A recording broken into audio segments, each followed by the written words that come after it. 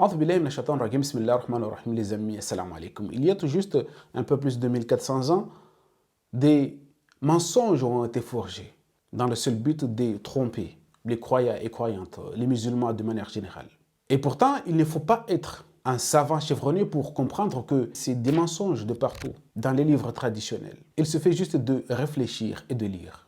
Pour cela, ils ont inventé des propos, ce qu'on appelle des hadiths, attribués injustement aux messagers d'Allah. Ils ont inventé tous ces propos et avec comme chef de file, la personne qu'ils ont choisi pour mettre en avant, Imam al-Bukhari. Et ce qu'ils ont fait avec Imam al-Bukhari, c'est qu'ils ont essayé de perfectionner la personne. À tel point où si quelqu'un dit que c'est Imam al-Bukhari qui a dit, toi tu n'as pas ton mot à dire. Toi tu dois juste accepter et tu devrais accepter parce que c'est Imam al-Bukhari. Imam al-Bukhari avec son Sahih, le livre le plus authentique après Al-Qur'an al-Karim. Mais ils ont commis des erreurs et c'est la recoûté. Parce qu'ils ont essayé de perfectionner l'homme, de lui donner un pouvoir surnaturel ou peut-être même c'était un héros, c'était pas une personne normal comme nous, ce n'était pas un être humain. Parce que comme par exemple, lorsqu'ils ont dit qu'Imam al-Bukhari a récolté 600 000 hadiths en 16 ans, nous savons tout de suite que c'est une opération impossible. Ça veut dire que l'homme, il passe toute la journée sans rien manger, ni boire, ni rien faire d'autre chose que récolter des hadiths. Et même cela, s'il passe par exemple 8 heures par jour et qu'il passe son temps à récolter un hadith dans tous les 8 secondes, il aurait fallu à peu près 28 ans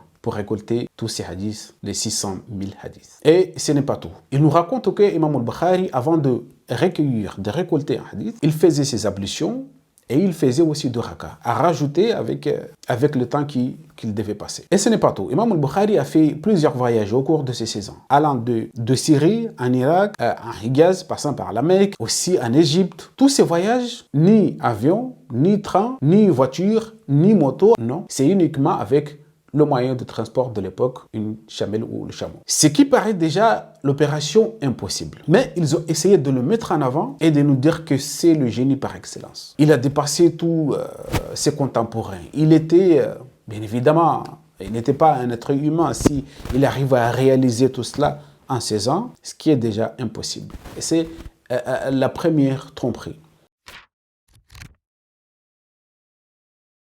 La deuxième tromperie, c'est quoi? Ils essayent de nous faire croire aussi que, puisqu'ils sont arrivés à nous tromper, ils sont arrivés à nous faire accepter ce qui n'est pas le vrai, ce qui n'est pas le réel, ils vont nous enseigner aussi à tromper les anges. C'est le deuxième niveau. Là, c'est un cran un peu plus loin.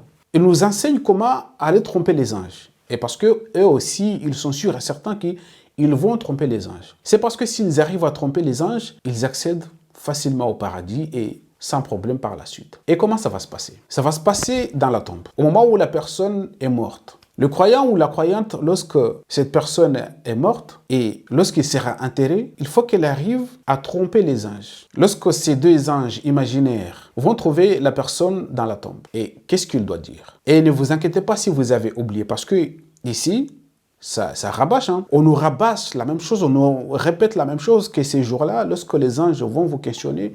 Vous avez juste à répondre ça et ça et ça et ou alors si vous arrivez à répondre, si vous arrivez à répondre favorablement, à ce moment-là, le paradis est votre destination. Mais si vous avez oublié, ne vous inquiétez pas. Parce que ces jours-là, on va encore vous répéter. Lorsque vous serez dans la tombe, dormir dans la tombe, immobile, on va vous répéter la même chose. Et vous allez tout simplement être attentif. Comme ça, vous allez pouvoir tromper les anges aussi facilement comme on vous a trompé ici. C'est comme ça qu'on nous apprenne, qu'on nous enseigne comment aller tromper les anges. Lorsque ces anges vont nous questionner, Man Rabbuk, Allahu Rabbi, Allah est mon enseigneur. Et qui est ton messager? Mon messager, c'est Muhammad. Et quelle est ta religion? Ma religion, c'est l'islam. Quel est ton livre? Mon livre, c'est Al-Qur'an al-Karim. C'est là où le mensonge dépasse toutes les limites. Le mec, il était ici, dans ce bas monde, acharné contre toute personne qui disait que le livre le plus important dans la vie, c'est Al-Qur'an al-Karim. Le livre par excellence dans la religion d'Allah, c'est Al-Qur'an al-Karim. Le type, il était là à tout prix, il faut qu'il défende la sunna, les hadiths de Imam al-Bukhari, Muslim et tous les tralala, il faut qu'il les défende à tout prix. Quitte à te frapper, quitte à te dénigrer, quitte à faire tout, mais il faut qu'il défende les hadiths contre le Coran. Il faut qu'il montre et démontre à tout prix que les hadiths, et parfois même, ils sont supérieurs au Coran al-Karim. Des fois, il supprime même les versets d'Allah. Et ces jours-là, lorsqu'on va lui demander, lorsque les anges vont lui demander et quel est ton livre, il doit répondre, mon livre c'est le Coran. Parce que s'il arrive à tromper les anges, allez, direction au paradis. Troisièmement, c'est quoi le troisième?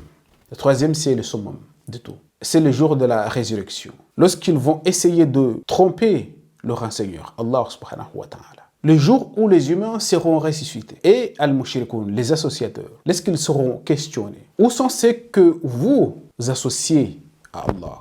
Ceux que vous revendiquez. Aïna shuraka'ukum alladhina kuntum tazamouna. Où sont-ils? C'est ces gens-là, qu'est-ce qu'ils vont dire? Ils vont dire face à face, ils vont dire en face de leur Seigneur, qu'est-ce qu'ils vont dire?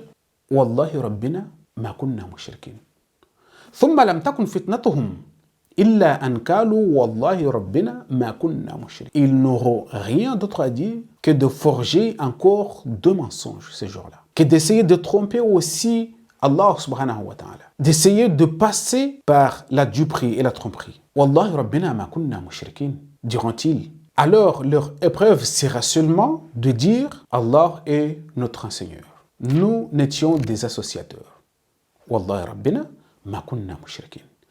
Allah subhanahu wa ta'ala nous appelle à réfléchir, à considérer la question. Considère comme ils s'aimantaient à eux-mêmes.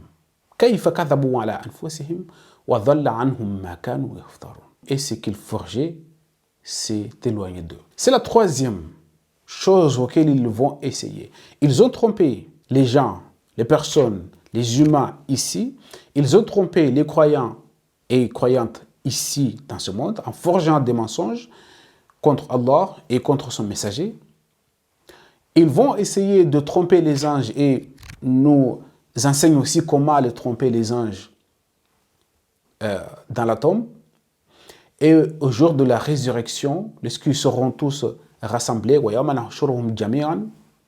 lorsque toutes ces personnes-là seront rassemblées ces jours-là, ils vont essayer aussi, ils auraient aimé, ils auraient voulu aussi tromper Allah pour accéder de nouveau au paradis.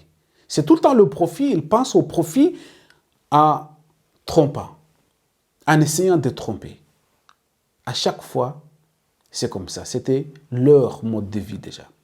Donc il faut à tout prix essayer de réfléchir par soi-même, de regarder les enseignements coraniques, comment ils nous décrivent ces catégories de personnes. Tous ces genres de propos attribués aux prophètes, ainsi de suite, il faut les lire avec des pincettes. Savoir qu'ils ont contribué à faire dévier beaucoup et même beaucoup plus de personnes. Comme l'a très bien dit le messager d'Allah, Ibrahim alayhi salam, que ces asnam, que ces idoles, elles ont séduit beaucoup de monde. Elles ont séduit beaucoup de monde. Innahunna adlalna kathiran min an-nas. Donc, c'est lui qui me suit. C'est Ibrahim alayhi salam qui parle. C'est lui qui me suit. C'est lui qui a suivi ma méthodologie. Parce que la personne qui suit le messager Ibrahim, c'est quelqu'un qui utilise son cerveau. C'est quelqu'un qui utilise la pensée, qui ne se jette pas comme ça. Et c'est lui qui a résisté. C'est lui qui s'est montré rigide à ma méthode, à ma façon de me rapprocher de toi et Allah. C'est à toi de voir comment tu traites avec lui parce que c'est toi le recouvreur, le très rayonnant d'amour. Donc il faut suivre Ibrahim. Il faut utiliser son esprit.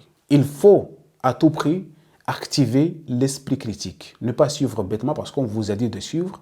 Ne pas suivre bêtement parce qu'on vous a dit que c'est un tel qui a dit ou un tel qui a dit. Non. Un croyant ou une croyante, c'est une personne qui utilise toute son intelligence pour comprendre les ordonnances, les ordres divins, les ordres d'Allah subhanahu wa ta'ala. Wassalamu alaikum wa rahmatullahi ta'ala wa barakatuh.